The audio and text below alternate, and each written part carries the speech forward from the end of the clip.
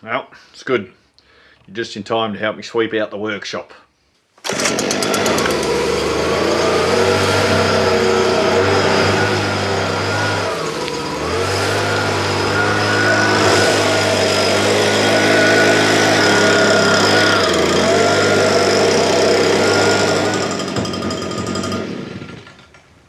In the previous episode, we put together our output shafts to our liking, and we're going to move on from there.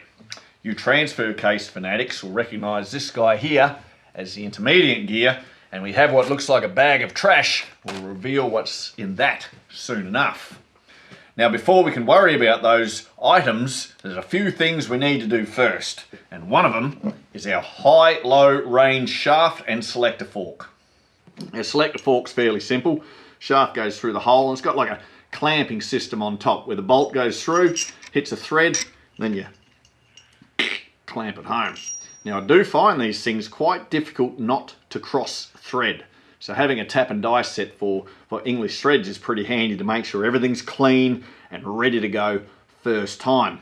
Now, although the fork does look pretty much the same front and back, it's access to it through the top of the transfer case that's the problem. The bolt can really only go in one way. So it is that effectively means the fork does have a front and a back. But don't worry, if you put it in the wrong way, you're going to know straight away because you're not going to be able to lock it into place. The other thing to pay attention to is at the rear of the shaft we have an indentation, and that has to be lined up with the bolt because it slots through there, and that'll help stop it moving backward and forward or twisting left and right. Alright, let's install this guy. Slot him in there. Good. Rotate him around. Grab our greasy shaft. Thread that through here. Boom. We're in. Turn this over. Okay, we'll line up our little divot. Put our bolt in.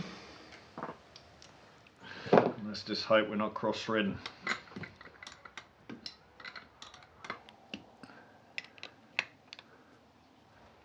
All right, locked in. Ah, there we go. Awesome. Okay, what we have to do next is reattach the transfer case to the gearbox. Come on, guts.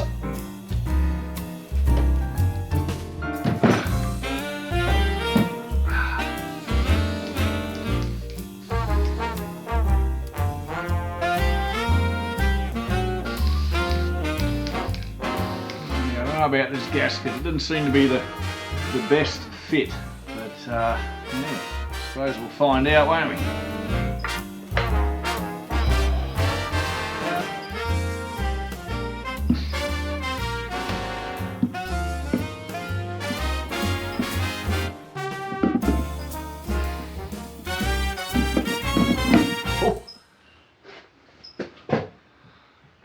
Oh, we're in.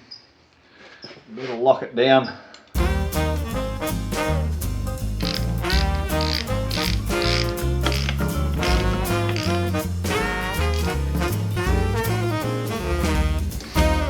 Inside are 3 studs where nuts have to go, and I want to thread lock them. Even though I'm using brand new nylock nuts, I'm still going to chuck a bit of the blue stuff in there and ensure that they don't come out.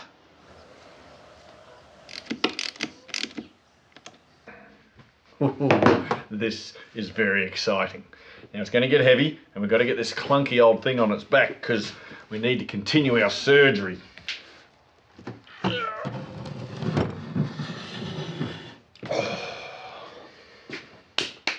So it's at this point we're going to install our intermediate gear. Those of you may remember that when we extracted this, the shaft and bearings were in a deplorable state, so it should come as a surprise to nobody that even though the gears look good, as we feel inside, there's signs of wear or roughness to the metal. That's not good. If we were to put in the new shaft and bearings with these old gears, they'd have a very limited life expectancy. Let's have a look inside this bag. Oh, what have we got? Brand new set of gears. So, in this whole restoration, I'd aimed at trying to reuse as much as the gear that I could. And in the end, I've replaced everything except for the reverse gear cluster and its little shaft. Everything else has pretty much been replaced in regards to gears and shafts.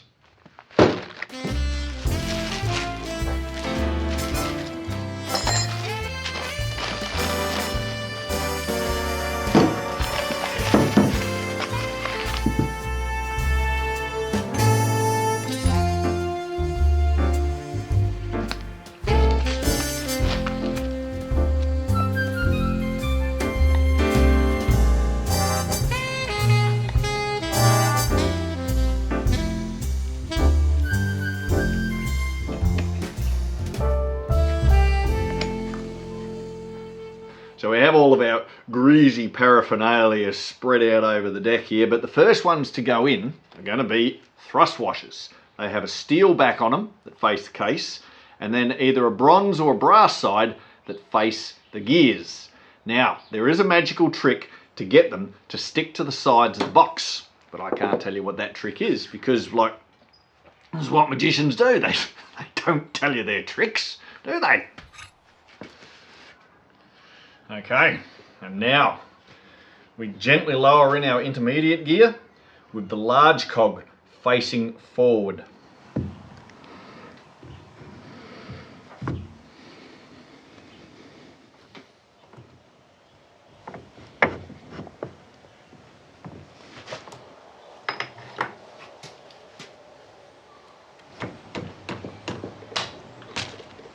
All right, before we get too excited about bashing this shaft into the hole, we have to remember there's a locking tab that lives in under there, and we have to make sure that this hole here is in line with that stud.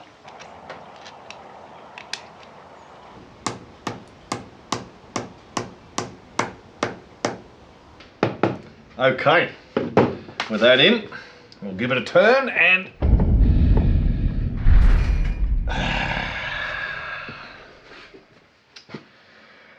fused to the shaft. That's not how it's supposed to go. Let's give it a bash with a hammer to see if we can free it up.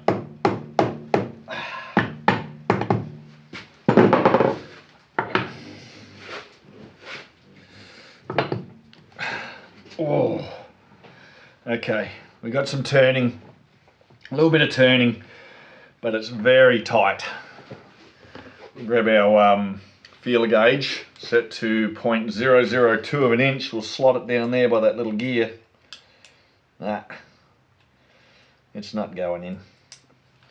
The end float's supposed to be between 0.004 and 0.008, just like it is on some of the other gears, and I think it's safe to say we got none. Okay, I think we all know what's going to happen.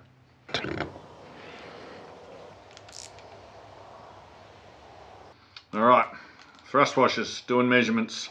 We're taking a few measurements around the perimeter of these things and doing a bit of an average of their thickness. So the original ones are a little thinner, of course. They've spent probably 60 years in the box. So the first one measures out at 2.33 millimeters thick, the other 2.25. Now, as far as the newer ones go, they measure in at 2.37 millimeters and the other at 2.34. All right, now the book says they sell them in incremental sizes, but I don't see that to be true, at least in the modern days. Now we know we don't have any end float and that we want at least 0.004 of an inch, which equates to 0.102 millimeters. So I want to shave off half of that from each thrust washer, which is only 0.051 millimeters, which means I want to bring the first one down to 2.32 millimeters, the second one down to 2.29 on the grindstone, and I'm hoping that we'll have it right. All right, we've got to be very careful here. This could happen very quickly.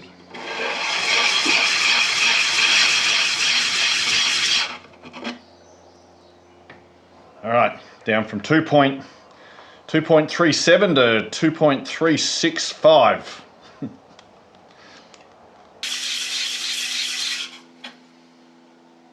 Oh, told you it happened fast. We're already down to 2.31 millimeters. We went under our target.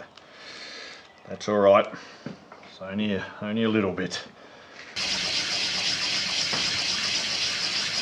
This one's already down to 2.285, which is 0.005 of a millimeter under what we're aiming for, but I think we can live with that. Oh, I tell you what, dangerous work. What do we got here? 2.29.8. That's a little thick on that side. Okay, here we are. It's feeling better. And I think we actually have some end float. I think it's just sitting on 0.002 of an inch. So it is still a little tight. Does mean we're going to have to take it out again. This project's been running for 3 years already. Why rush now? Okay, a third time lucky. We have a smooth turn, and if I get aggressive, I can even force the 0.005 of an inch feeler gauge in there, which means we've achieved our objective. This actually is, it's wonderful. Oh, I'm very happy with that. Well, I don't think we've got anything else to do in there. I think we can start sealing it up. Right, this filthy thing up here is the old steel sump plate, whatever it is, cover plate, which we're going to retire. And instead we're going to replace it with this brand new aluminium one from the guys up in Canada who call themselves Rover Drive. It even has cooling fins underneath. So according to the blurb, because this is made of the same material as the housing, it contracts and it expands at the same rate, minimizing leaks. Now, before anyone is to challenge me on that information, I have to tell you and make it clear, I read it on the internet, so it has to be true. Okay, let us prepare our surfaces. All right, while we're waiting for our secret goop to go tacky, let's set the gearbox up so it's straight. Now, it is upside down, but it's straight, and we can see this is the highest point of the transfer case, which is when we flip it around, it's going to be the lowest point, which is where our drain plug needs to go. So if I'm wrong about that, there'll be tears.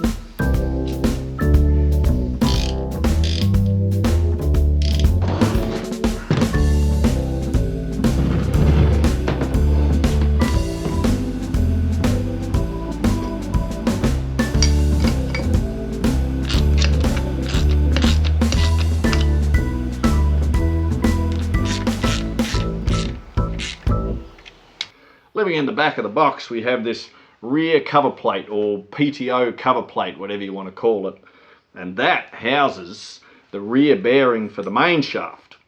And you can see ours is in extremely crusty condition.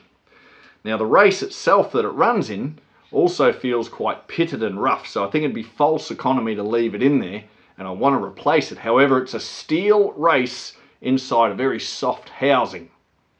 So I'm giving myself a 70-30 chance of destroying this unit and having to buy another one. All right, plan A in how to extract it, because I think it's going to be problematic. So I'm going to take a penny, I'm going to drop it in there, I'm going to make a wish.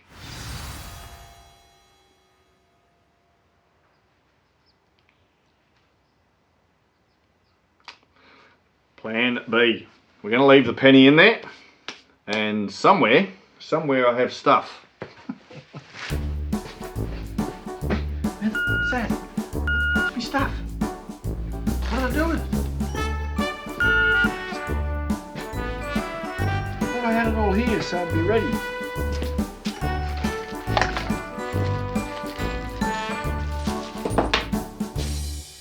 We're going to invent something.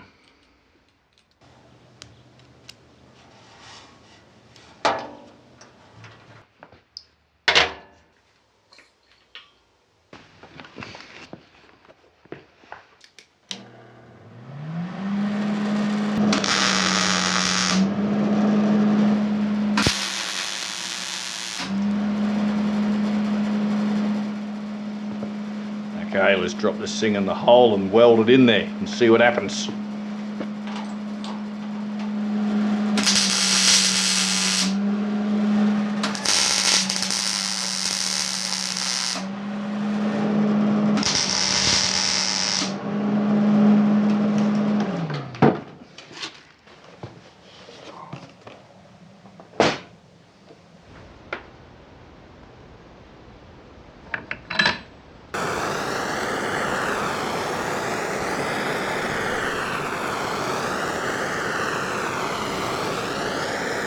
Okay.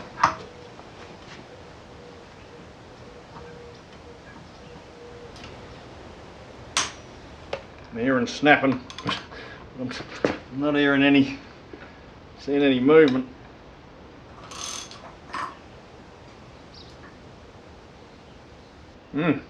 Busted welds.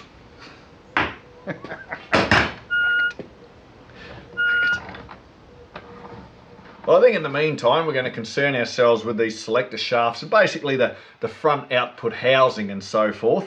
My second attempt, the welds broke with the help of a breaker bar, so you know that race ain't coming out of that back plate all too easy. So I think the fast track might be just to buy a new one and have the van arrive.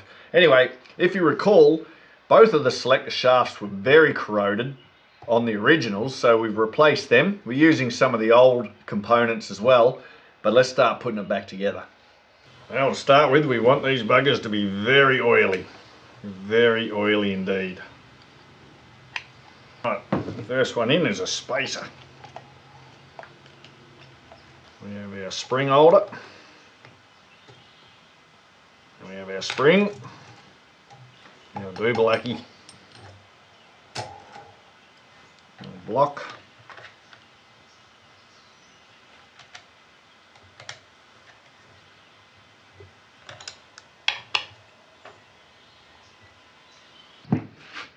Alright, next we have our four-wheel drive selector shaft, brand new. The components is pretty much the fork between two springs and a block with that shouldered bolt on it.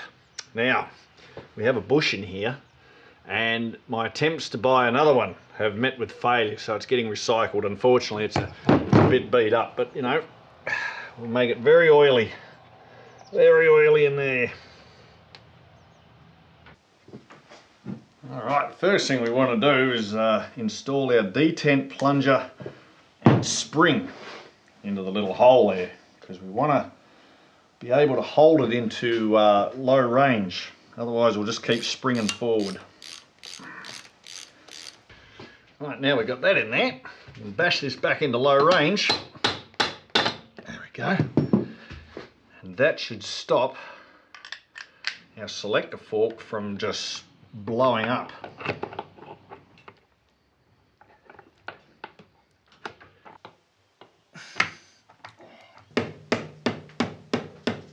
Okay, we want to make sure this is positioned. That's good.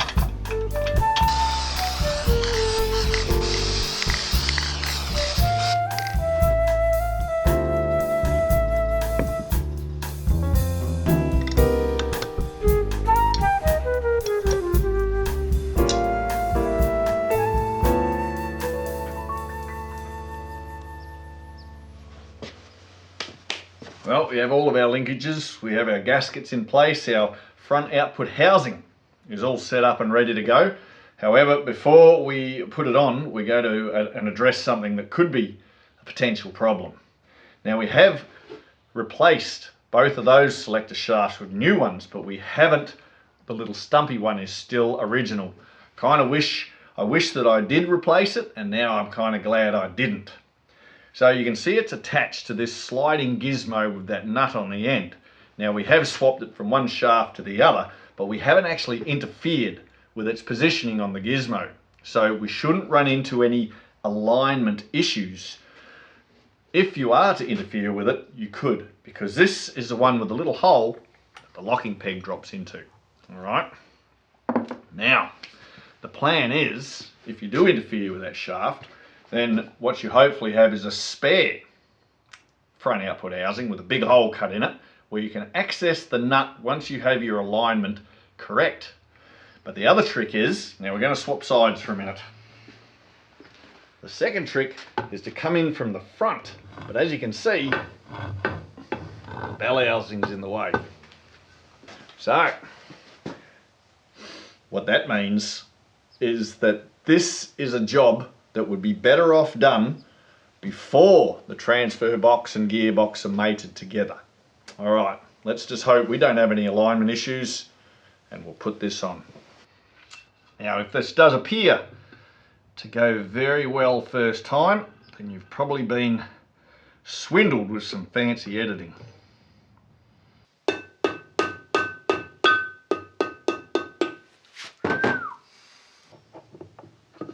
Oh, there we go, get your guts into it.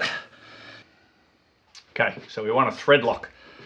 We want to thread lock the nuts on, so they're just to hold it in place, and we'll go through and do all the others. Oh, should be good. And then we'll test it. Right, so now we have everything locked down. We've loosened off our detent plunger and spring to make the high-low range selector a little easier. So we're in low range now. Levers push back.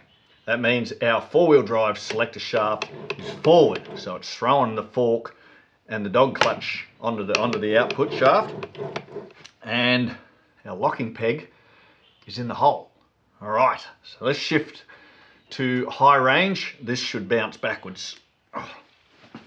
Oh, there we go, backwards. The locking peg is still in the hole, so we're now in two-wheel drive. The shaft was pushed backwards, and the fork goes with it, off, separating. Okay, let's bring up the locking peg, and this should jump forward. Oh, there we go, into two-wheel, high-range four-wheel drive. That was a complete fuck-up. A few little jobs we can sort out quickly. There's a little O-ring, needs to slot down in where the locking peg drops in. And then we have a seal that goes over our high-range selector shaft, and then we put on our dust cover, and that'll retain those seals and keep all those components as clean as possible. Let's not forget to set the reverse stop bolt to 0.002 of an inch. Get really excited, we can install some of our gear levers and test the thing out. First and second's nice and smooth. Oh, reverse, lovely.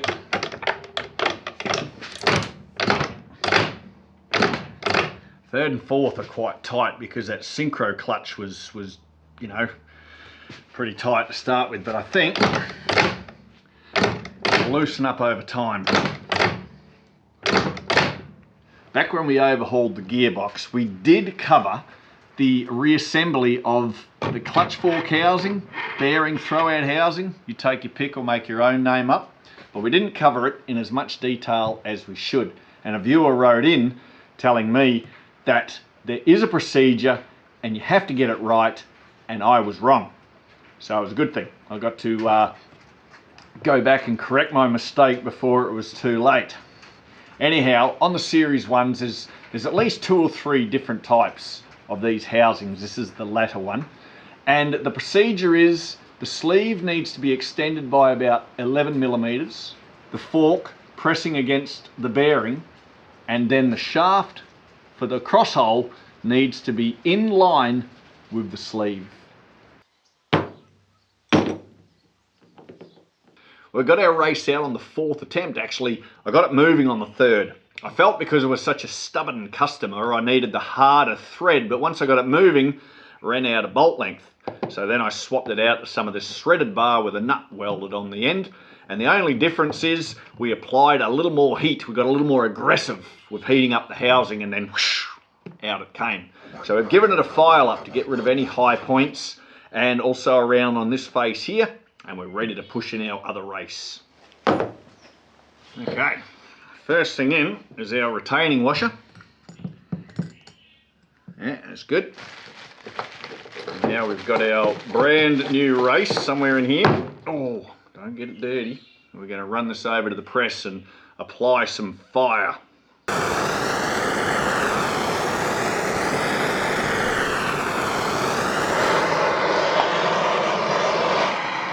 Alright, for better or worse. Grab our race.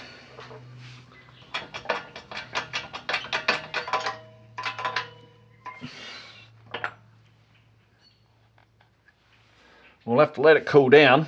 We don't want this thing rolling around in there, but it doesn't look like it's gonna. I think we've done it. Okay, you might need to control yourself because the oil's coming out. Let's get plenty in that housing, and then we'll give our bearing a good smearing. Make sure our bearing's very oily, and then we pop it in there. All going well. Our second retaining washer goes in top. And then hopefully, if all goes well, we'll have room for a circlip.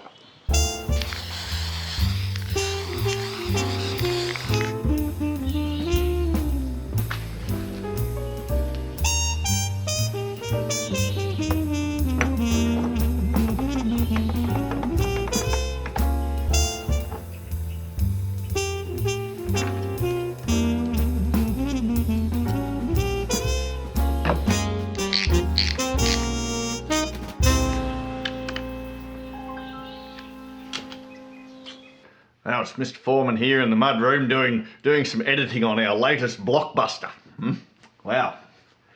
Just happened to notice, you know those car-slated nuts that live on top of those selector shafts? They kind of need a split pin put into them so that they don't fall off inside that front output housing. But, you know, only a muppet, only a complete muppet would go ahead and forget that, installing everything around it.